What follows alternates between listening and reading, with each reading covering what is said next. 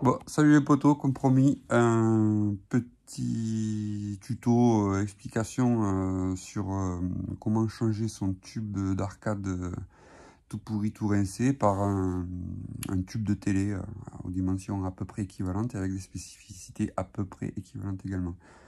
Donc du coup, on va commencer, je vais vous montrer tout ça. Vous allez voir, c'est pas bien compliqué, ça demande un peu de patience et un peu de matos forcément. Allez, bon, pour vous expliquer le contexte, j'avais des potes sur un petit topic, les potes du sud-ouest.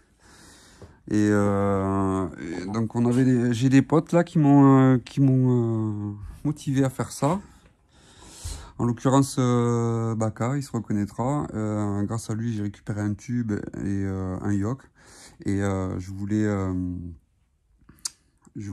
voilà, le remercier. D'ailleurs, je remercie tous les potos de la team Choco et tous les potos de Brace, les non-mangeurs de Choco, ils se reconnaîtront. Donc du coup, on va commencer tout de suite et je vais vous montrer qu'est-ce qu'il faut exactement comme matos pour pouvoir basculer son tube de télé sur une platine d'arcade. Voilà. Alors voilà, pour commencer, il faut récupérer une platine d'arcade, donc ça s'il s'agit d'une MS9. Il faut un tube, donc celui-ci c'est un tube de télé, il est non marqué.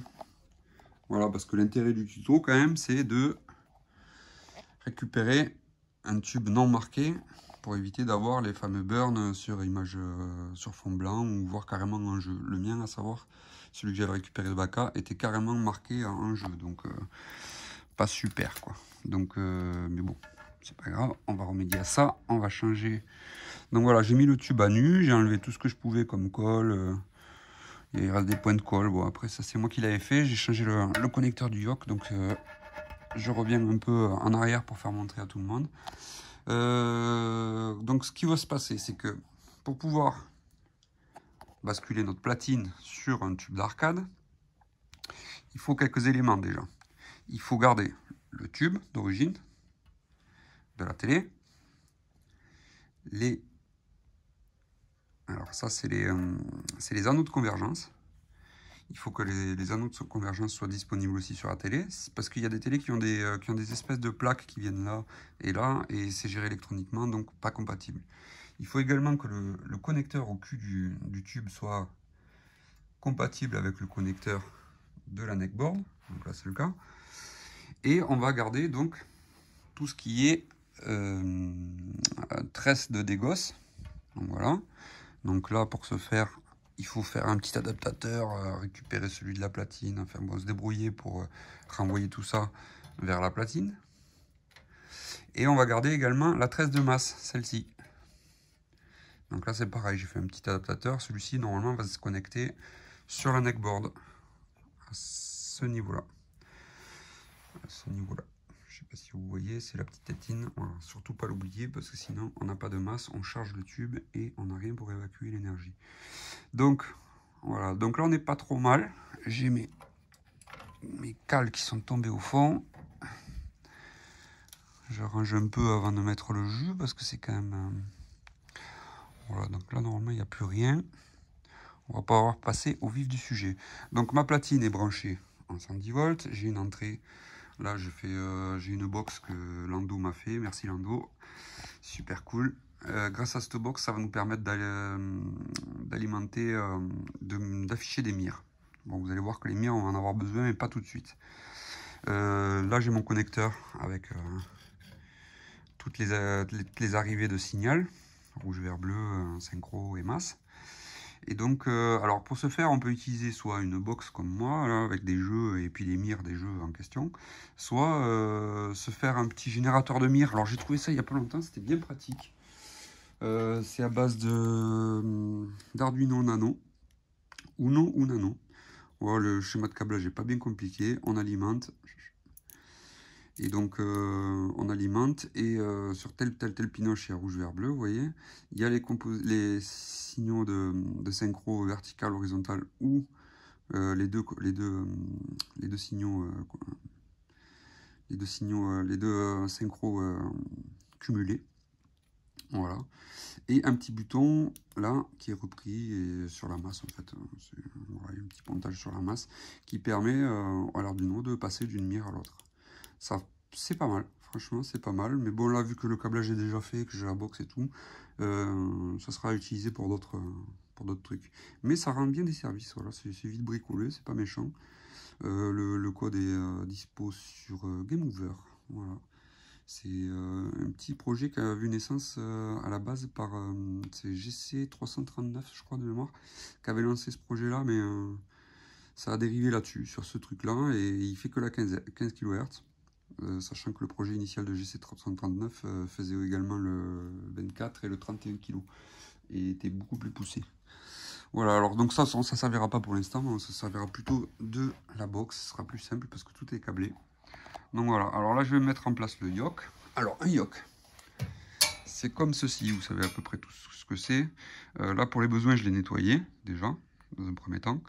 Deuxième temps, j'ai viré les bouts d'aimants, parce que généralement il y a des petits aimants là, qui servent de correction d'usine.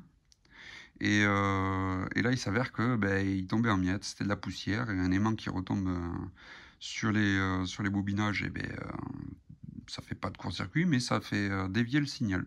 Donc quand on veut essayer de justement avoir un signal propre, on les vire. Donc vous verrez qu'on les rattrapera plus tard avec d'autres systèmes ou d'autres... voilà. Donc pour ce faire, il faut garder donc ce que je vous ai dit. On garde le tube de la télé. Sur la télé donneuse, en fait, on garde que le tube et les anneaux de convergence. On n'aura pas besoin d'autre chose. Voilà. Donc le but de la manœuvre, c'est de passer notre yoke. Ça c'est un yoke MS9. Donc voilà, je le colle. Je verrai après pour les taquets. Là on a des petits taquets comme ça qui permettent de régler l'écartement. Je verrai à peu près après pour voir où est-ce qu'on va les mettre. Pour régler l'écartement, parce que normalement on vient écarter très légèrement. Le yoke ne doit pas être plaqué, mais vous verrez que même s'il est plaqué, on va vite le retirer parce que ça fait une image dégueulasse. Donc on va remettre les anneaux de convergence. Les anneaux de convergence, alors celui-ci il est très bien parce qu'il y a un petit blocage. Alors, si je tourne, je viens serrer les paires d'anneaux, et donc du coup ça évite de perdre le réglage. Donc les anneaux de convergence, le premier anneau, enfin on va parler de premier anneau, c'est celui qui est toujours vers le col du tube. Le premier anneau, généralement il va, alors quand vous l'enlevez, généralement vous avez une trace, vous pouvez vous remettre sur la trace. Donc moi la trace elle n'y est pas trop. Si on l'a perdu, on peut se repérer à cette espèce d'arc électrique à l'intérieur.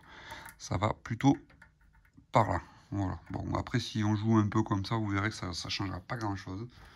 Voilà. Donc du coup on peut remettre le neckboard. Alors d'une main c'est pas évident. Je vais essayer de pas oublier, surtout comme j'ai dit tout à l'heure, ne pas oublier la petite masse, parce que sans ça, ça fout le bordel. Et quand je dis ça fout le bordel, ça fout sacrément le bordel. C'est un coup à faire griller une platine. On va brancher notre yoke. Alors, j'ai refait les connecteurs parce que je n'en avais pas.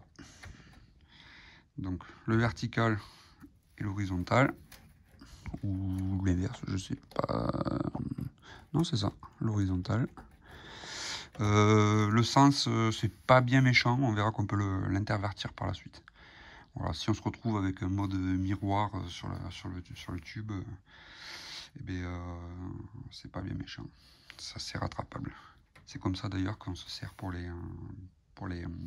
bornes de tir généralement, comme voilà, la Time Crisis là-bas, avec un beau miroir, on inverse l'image sur les tubes, ça évite de tourner l'écran dans tous les sens. Donc l'outil indispensable aussi, c'est ceci, un miroir. Voilà. Ça permet de moins galérer. Niveau outillage, il ne faudra pas grand chose.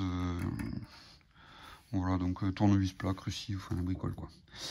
Chose que j'ai pas parlé tout à l'heure, on fait tous les réglages comme ça là. D'abord, première chose, régler le yoke, ça veut dire trouver son orientation par rapport au tube. Son orientation comme ça, c'est une chose, mais également comme ça, ou comme ça, comme ça. Bon. Ce qui va nous permettre de régler le yoke dans un premier temps, c'est de virer le signal Donc on débranche, on n'a pas de signal qui rentre. Et là, à ce moment-là, on peut afficher que du rouge. Donc on va régler le rouge, les cut-off à fond sur le rouge, à 0 sur le bleu et à 0 sur le vert. Donc je le fais de suite. Comme ça, on booste tout le rouge à fond. Et pareil sur la télécommande. Le gain du rouge à fond, gain du vert et du bleu à 0. Alors je vais vous expliquer pourquoi. Un tube, le seul faisceau qu'on ne peut pas dévier qui est au centre de l'écran, c'est le vert. Ce faisceau-là, si on lui fait afficher que du rouge, automatiquement, si on voit des taches de vert apparaître, c'est qu'on n'aura pas réglé la purité. La purité, c'est tout simplement c'est le signal du rouge. Il ne faut pas qu'il dévie sur les pixels du vert. Voilà. Et donc ça se fait avec le yoke. Dans un premier temps, réglage grossier. Deuxième temps, la première paire d'anneaux va nous permettre de peaufiner ce réglage. La deuxième paire d'anneaux va régler le rouge par rapport au bleu. Et la troisième paire d'anneaux va régler le couple rouge-bleu par rapport au vert. Voilà. Alors il arrive qu'il n'y ait qu'un anneau, hein, mais bon, là ici on en a deux. Voilà. Voilà pour l'historique. Donc si vous comprenez bien, le truc c'est que premier réglage yoke, deuxième réglage là, ensuite là et ensuite là. Voilà. 1, 2, 3 en revenant. Ok. Allez, on va allumer tout ça. Alors vous voyez, sans rien toucher, déjà notre yoke comme ça, de base, affiche une belle tache bleue, voire pas du tout d'image sur le haut gauche. On le voit ici, on n'a pas d'image. Donc le but de la manœuvre, ça va être de le retirer en arrière pour que l'écran, la tache prenne, enfin que la tache rouge soit sur tout l'écran, et également de faire en sorte que l'on n'ait pas de taches de ce style-là qui apparaissent et qu'on ait un écran uniformément rouge. Ok, donc là je vais lâcher un peu parce que bon, mais j'ai pas trop le choix, hein, mais sachez que normalement ça se fait avec des gants. On peut tenter sans gants. Il n'y a pas trop de stress si on ne prend pas sur la partie bobinée. Je mets au défi quiconque d'essayer avec des gants, hein, c'est voilà. Donc là en le bougeant, vous voyez que je vais essayer de trouver un réglage qui va à peu près bien. Dès que je l'ai, je peux peaufiner. Là c'est pas mal du tout. Il faudrait que je le centre et que j'arrive à ne pas avoir de tâches du tout. Donc c'est assez sensible, hein, vous verrez. Le but c'est de plus rien avoir du tout. Donc je vais lâcher. Je vais essayer de caler ces petites choses, ces petits taquets en caoutchouc. Je vous pose le téléphone, je fais ça avec les deux mains parce que sinon je vais galérer comme un gros cochon. Et c'est pas le but de la manœuvre. Le but c'est quand même de vous montrer que c'est relativement easy. Enfin du moins, c'est pas insurmontable quoi. Malgré tout ce que tout le monde peut dire, on n'est pas dans l'insurmontable. Donc le top ça serait d'avoir des petits caoutchoucs avec des autocollants double face, chose que je n'ai pas, donc on va se contenter de ça. On peut faire un pré-réglage, un pré-serrage du moins, parce que là déjà je sais que l'écartement, si je recule, je vais pas gagner grand chose.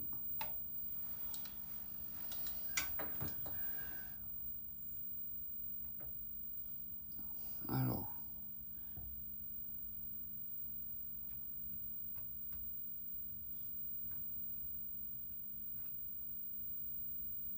c'est pas mal.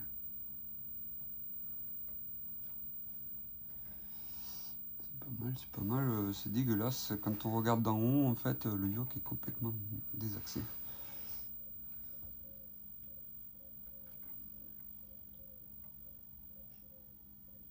Donc là, je vois que ça part en violet sur le haut droit. Donc c'est-à-dire que les faisceaux rouges sont en train de dévier sur le pixel vert, le bleu. Donc c'est pas ce qui est voulu, quoi.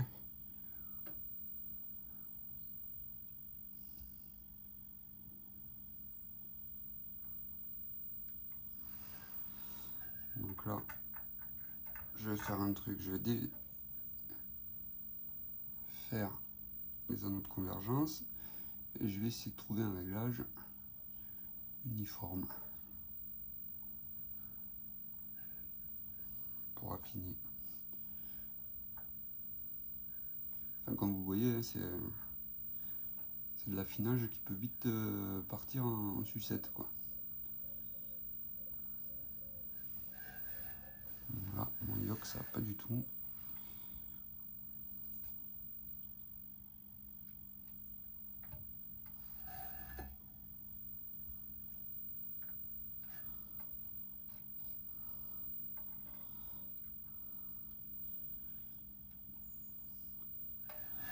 Alors, dans un premier temps, le but c'est d'avoir quand même une image uniforme le plus possible. On ne sera jamais parfait. Il faut quand même garder à l'esprit que, surtout dans les angles, les angles se font avec ce qu'on appelle des strips de convergence. Je vous montrerai ça plus tard.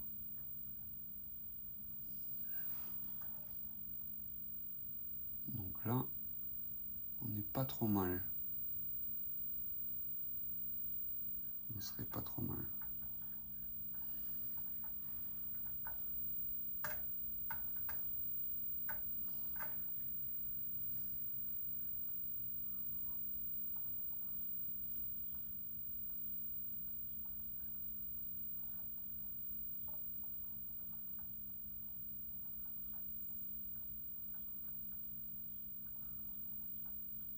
On serait pas trop mal, ouais. Allez, je vais verrouiller mon premier anneau. Je vais voir si je peux revenir sur le yoke pour améliorer ça. C'est pas mal là comme ça.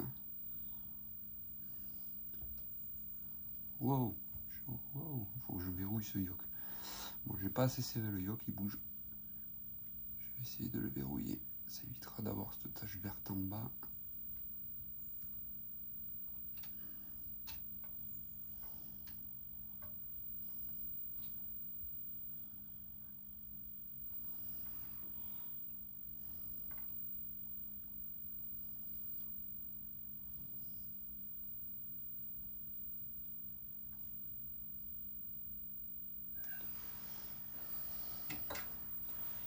On va tenter les serrages sans tout faire bouger.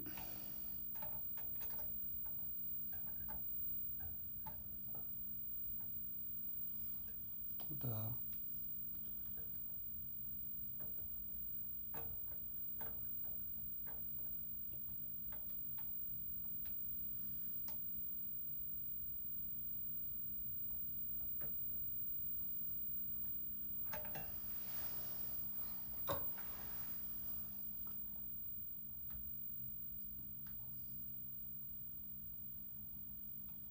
Voilà. Vous voyez, c'est quand même relativement sensible. Donc je redéverrouille mes anneaux de convergence et je trouve le réglage le plus adapté, on va dire. Donc là on voit que même... Alors les anneaux, ça fonctionne par paire. Il faut éloigner l'un et l'autre anneau de la paire pour obtenir une différence de réglage. Si vous bougez les deux en même temps, les deux de la paire en même temps, ça ne changera rien. Donc on va rester comme ça. Allez hop. On va dire que c'est pas trop mal. Si je remets un signal dessus, je rebranche. Normalement je dois rien avoir. Parce que j'ai la box qui a planté, je crois. Donc là, si je fous le verre à fond,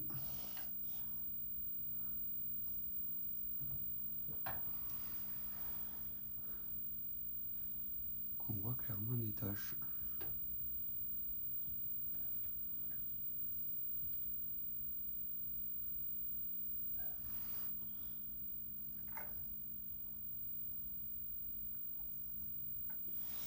Bon, alors, on va baisser le rouge, on va le mettre à moitié, le bleu,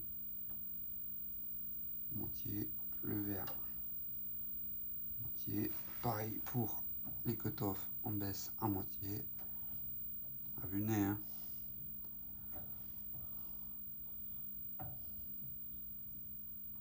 Et on devrait obtenir du noir. Donc j'ai pas de signal, c'est bien ce qui me semblait, la boucle à planter. Mais écoutez, on va afficher une mire, je reviens.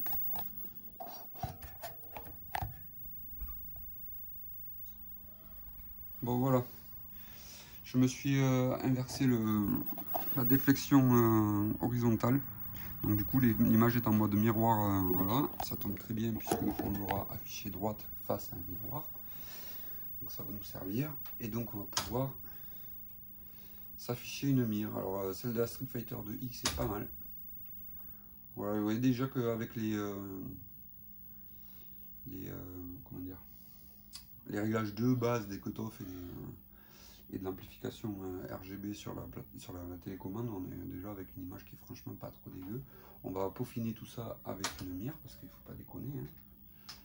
On n'est pas dans l'approximatif, bien que voilà. Donc la mire dot cross match hatch. Voilà, elle est dégueulasse, on est tout déformé. Ce qui est normal, on vient de changer le yoke. Donc on va déjà essayer de lui donner une taille à peu près correcte. Voilà, on voit que mon yoke il mériterait de basculer un peu comme ça. Donc c'est ce que je vais faire de suite, je vais le tourner légèrement.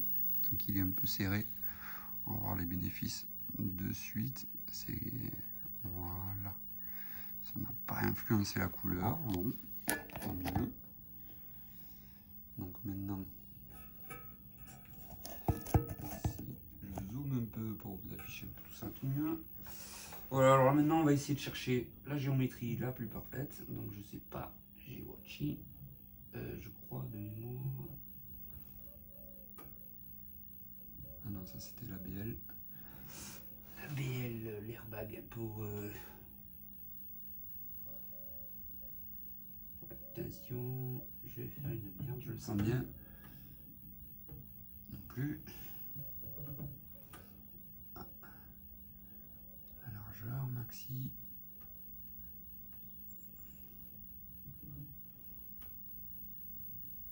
Ah. Un petit peu de pincushion. Voilà. Bon, on a une légère déformation sur le côté droit. C'est un peu gonflé, mais bon, c'est fort acceptable. On a un petit peu de parallélisme à faire, comme sur la bagnole. Voilà. Alors ça, dans un premier temps, c'est ce qui est recherché, avoir du blanc. Bon là, on s'aperçoit que ben, ça bave un peu quoi. Alors au milieu, ça bave mais c'est pas violent. Et sur les bords, hop, c'est où ça bave pas mal. Le but, toujours pareil, étant d'avoir la meilleure image possible au milieu. Les côtés, les angles, on les fera bien avec des strips. Ces petites bestioles là. En fait, c'est un bout de plastique avec un petit peu d'aimant. Je vous montrerai comment ça marche après. Donc, maintenant, réglage du bignou. Voilà, mon image est pas trop mal réglée, on va dire. On va élargir encore un peu, le décaler. Et on va essayer d'obtenir la meilleure image au milieu. Le blanc plus blanc. Donc pour ça, on va déverrouiller ces petits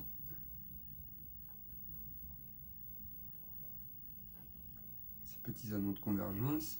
Et je vous ai dit, le deuxième anneau sert à régler le rouge par rapport au bleu.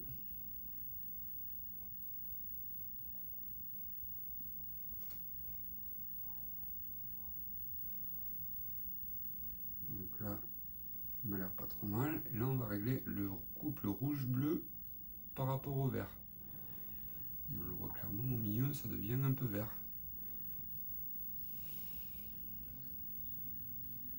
Alors, le miroir, c'est bien. c'est un peu loin. Le top, c'est quand même d'avoir le nez dessus et de passer de l'autre côté. Je peaufine mes réglages et je vous montre ça, comment faire les angles par la suite.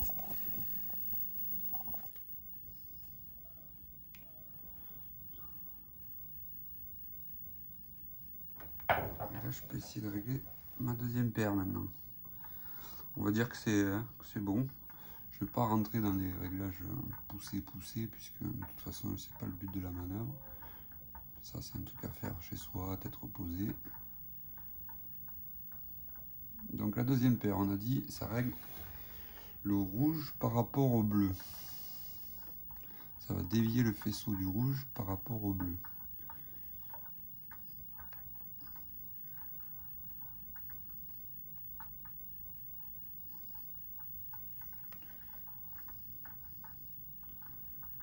Voilà. On voit que je vais trop loin dans mes réglages. Le but étant toujours pareil, d'avoir une image pas trop dégueulasse au centre. Et pour le reste, ça se fera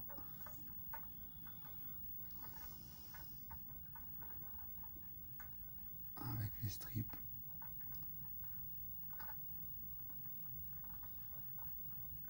Voilà, j'ai bien dévié, disons.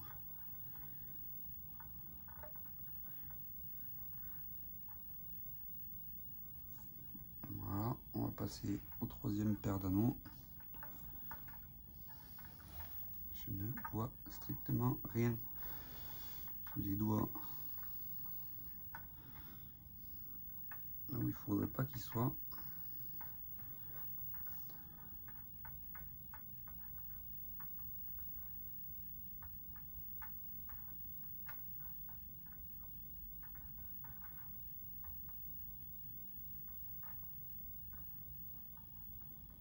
Et on affine nos réglages.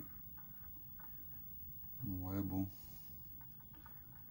Pour la forme, on va dire que c'est bon.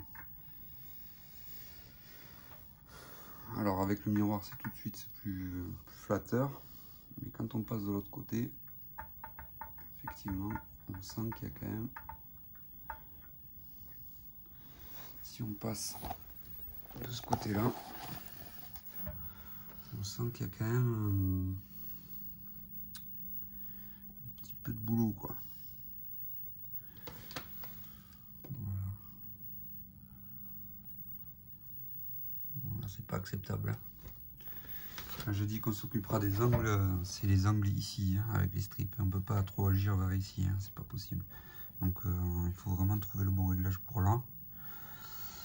Pour cette zone là, et cette zone là, se fera avec des strips de chaque côté. Bon, ça c'est un truc à peaufiner, voilà, c'est trouver les bons réglages. Voilà pour le principe. Bon, là on peut voir que sur le côté j'ai un sacré décalage entre le bleu et le reste. Donc ce que je vais faire, c'est que je vais prendre des strips comme ceci, des petits strips, et on va les enquiller entre le tube, entre le col du tube et le yoke. J'enlève le flash pour vous faire voir exactement comment ça fait. Allez, je bouge plus. Vous voyez, dès que je mets, c'est assez sensible. Il y a un emplacement à trouver qui fait pas de grosses déformations sur le quadrillage et qui permet de dévier juste le faisceau voulu. Le tout, c'est de le trouver. Ah, là c'est pas mal. Alors on peut en mettre un, on peut en mettre deux. Celui-ci est pas mal. Donc là, le but étant de le verrouiller avec du scotch et par la suite d'y mettre un point de colle. Et merde, mon scotch il tient pas. Bon, enfin voilà pour le principe. Alors on peut mettre un deuxième hein, si vraiment le réglage n'est pas satisfaisant. Et vous voyez, on peut encore jouer. Bon là, est-ce que ce sera nécessaire? Je pense pas. Alors c'est des strips que j'ai trouvé sur une vieille télé. Je me demande même si c'était pas sur ce tube. Enfin voilà, on peut en mettre plusieurs par angle, ça peut jusqu'à obtenir quelque chose d'assez correct. Voilà pour le petit tuto. Voilà maintenant les réglages, bon, ça ressemble à quelque chose. L'angle, on doit pouvoir faire encore un peu. Bon, après on peut pas être bon partout, hein, mais c'est quand même relativement correct. Et le truc est que il n'est pas marqué ce tube. Allez. Bon ben voilà, c'était le petit tuto. J'espère que ça vous a plu, que ça vous fera passer le cap de désosser une vieille télé pour ne plus avoir de marquage sur vos écrans. Il n'y a rien de compliqué, c'est juste un peu de patience et puis de doigté. Voilà. Mais vous voyez, c'est largement faisable. Un truc que j'ai pas parlé, c'est les valeurs du yoke. Là, c'est en l'occurrence, j'ai gardé le yoke d'origine de la platine, compatible avec la platine. Sachez que vous pouvez garder celui de la télé à condition qu'il soit dans les mêmes plages de valeurs. C'est-à-dire, on va dire, il y a deux valeurs à mesurer, c'est la valeur ohmique et les millihenry. Ces deux bobinages là de yoke, parce qu'il y a deux bobinages de yoke, un bobinage de déflexion horizontale et un bobinage de déflexion verticale. Ces deux bobinages se mesurent en ohm et en millihenry. Alors pour les millihenry, vous affolez pas, un petit appareil de mesure qu'on trouve sur AliExpress à 10 balles fait l'affaire, quoi. Et en plus ça vous servira à tester vos composants. Donc il faut qu'ils soient à peu près dans les mêmes valeurs, on va dire maximum 10% sur les deux ordres de grandeur. Donc voilà. Vous voyez, ça marche, je suis content. Content, Roscoe. Ça se voit pas, mais je remue la queue.